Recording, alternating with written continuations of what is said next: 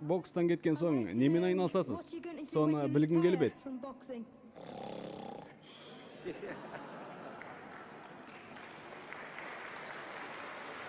Сен сұрақ қойып жатқанда, бұл кісі ұйықтап кеткен сияқты. Мен оны оятып көрейін. Жарай ма? Мен ұйықтаймын. Мен ұйықтаймын. Міне, менің шаруам сол болмақ. Бокстан кеткеннен кейін... Мәселен, сенің жасың 30-да дейік. Егер 30-да болсаң, білетінің 7 жасар баланың білетіндей ғана. Бұл сөзімді қазір дәлелдеп беремін. Алдымен 30 жыл бойы күн сайын ұйықтаған 7-8 сағатыңды алып тастайық. Туған уақытыңнан бастап 30-ға келгенге дейін шамамен 8 жыл ес-түссіз жаттың. Яғни 30 жыл өміріңнің 8 жылын ұйқыға арнадың. Жарайды. Ал осы 30 жылда қанша уақытыңды жол жүруге жұмсадың? Үйден телестанцияға дейін, үйге, басқа қалаға, басқа елге, мектепке, шіркеуге бару үшін.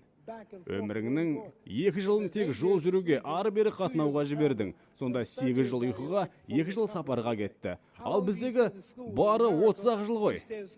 Мектепте оқу үшін біздің Америкада қанша уақыт кетеді?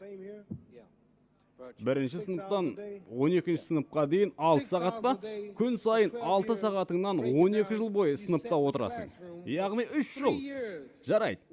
8 жыл ұйқыныкі, 2 жыл жол жүрудікі, 3 жыл мектептікі. Неше кино көрдің? Неше рет күрес, матч көрдің?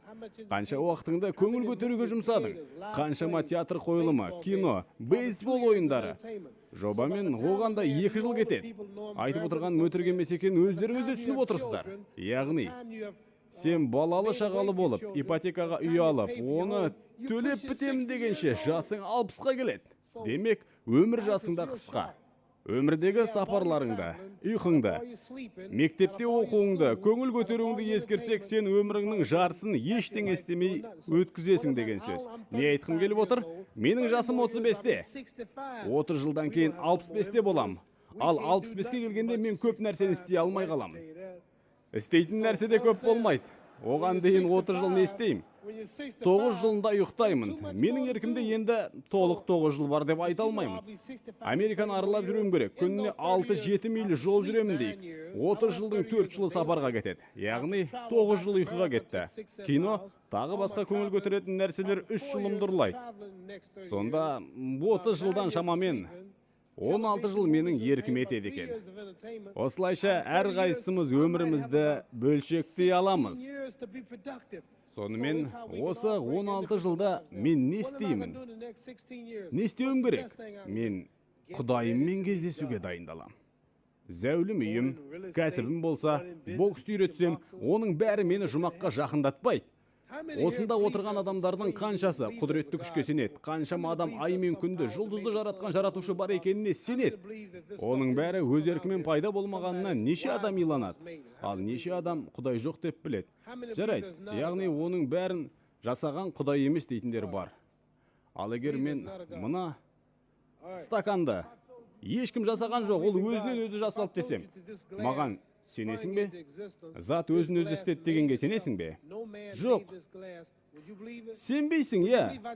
Күмәнданатындарға түсіндіргім келеді. Әрине сенбейсің. Иә, бұған сену мүмкін де емес. Күмәнданатындарға түсіндіргім келеді. Егер мен осы телестанция өздігінен пайда болып, бірде-бір адам атсалысқан жоқ десем, жынды деп айтатын шығарсың. Ендеше, егер сенің үстіңдегі киім өздігінен тігілді, ешкім тіккен жоқ десем, сенбейсің ғой, сенбейсің. Сенің үстіңдегі киім өзін-өз тікпесе.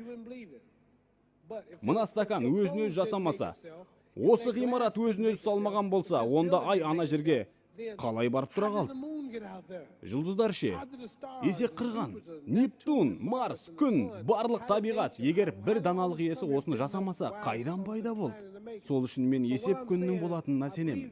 Мысалы, Гитлерді алайық. Еврейлерді қырды. Сол адам жазадан оп-оңай құтылып кете ме? Оны біреу жазалайды. Қазір болмаса өлгеннен кейін. Сондықтан бокстан кеткен соң мен не істеймін? Мен Құдаймен кездесуге дайындаламын. Мен мінген ұшақ құлауы мүмкін. Елімізде ұшақтар құламай жатыр ма? Адамдар күн сайын өлмей жатыр ма? Тозаққа түсем, онда мәңгі өртенем деген ойды түсінгенде мен шошимын. Сонымен мен не айтып отырмын? Мен жауап беру үшін аздаған кіріспе жасадым. Сенің қойған сұрағыңа оп-оңай жауап бере алмаймын. Бокстан кеткен кезде адамдарға көмектесу үшін қолымнан келгеннің бәрін жасаймын. Сол себепті осы жерде Джонни Уокер отыр. Бұл Американы қиып өтіп бізге келді. Оған шамалы ақша керек болды. Біреулер маған өтініш жасады. Құдай бәрін көріп тұр. Джо Фрезерді ұрғаным үшін Құдай маған разы болмайды. Құдай біздің өзара қарым-қатынасымызға қарайды. Бір-бірімізге көмектесіп жүрміз бе? Сондықтан менің өзімнің атымды қайырымдылық істерге, адамдарға көмектесуге, бірлікке жұмсамақпын. Адамдар діни көзқарастар үшін бір-біріне шабуыл жасайды. Бізді келісімге шақыратын адам керек. Мен өлгеннен кейін жұмақты көргім келеді. Қаншалық ұзақ өмір сүреміз? 80 жыл ма?